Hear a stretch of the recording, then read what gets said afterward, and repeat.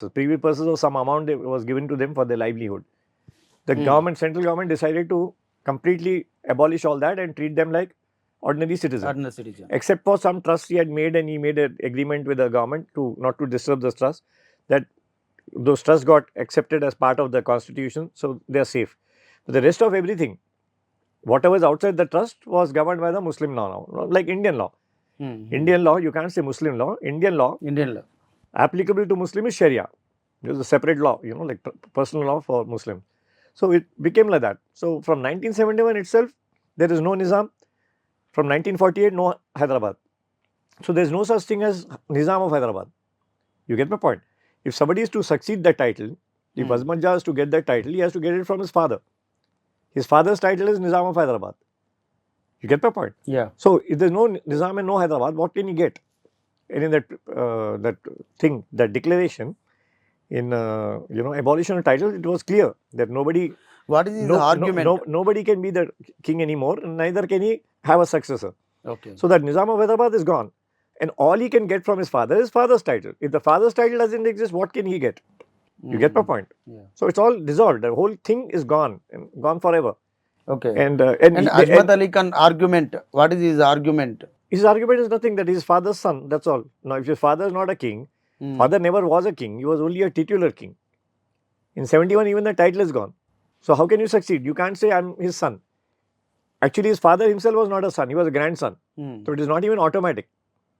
You get my point? Yeah. So the argument is pretty hollow. And the next person, who can decide? The family. Because now India is a democracy. The families become democratic. And in Islam, there's only ijma.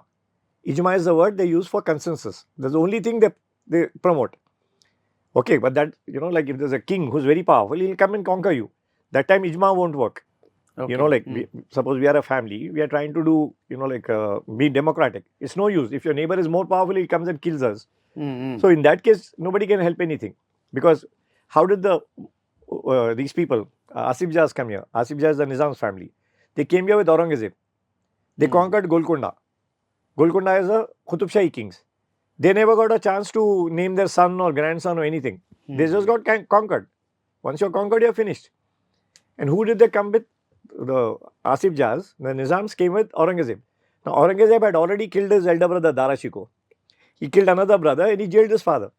But he's a proper regular king. Because in kings there's no rule. There's no holds barred. Anybody who wins gets the seat, gets the seat.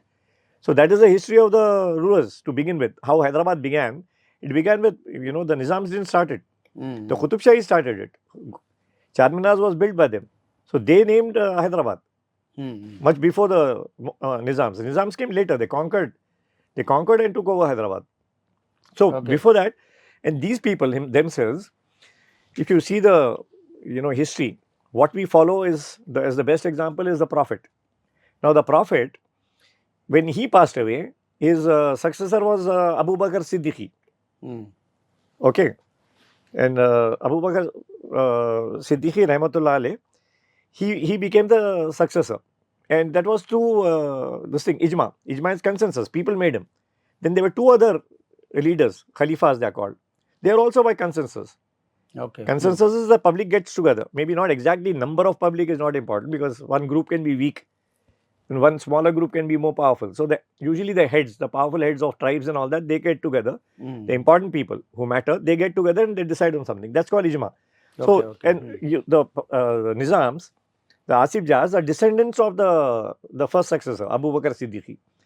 So they follow that example of consensus to begin with. And the Nizam, that way, if you see the Prophet, he had a daughter. And the most important bloodline in Muslims are the descendants of the Prophet. That's a direct genetic connection. That connection is only through a daughter, because he had 3 sons apparently, they passed away before they reached puberty. So the only children he has, his bloodline, is through a daughter.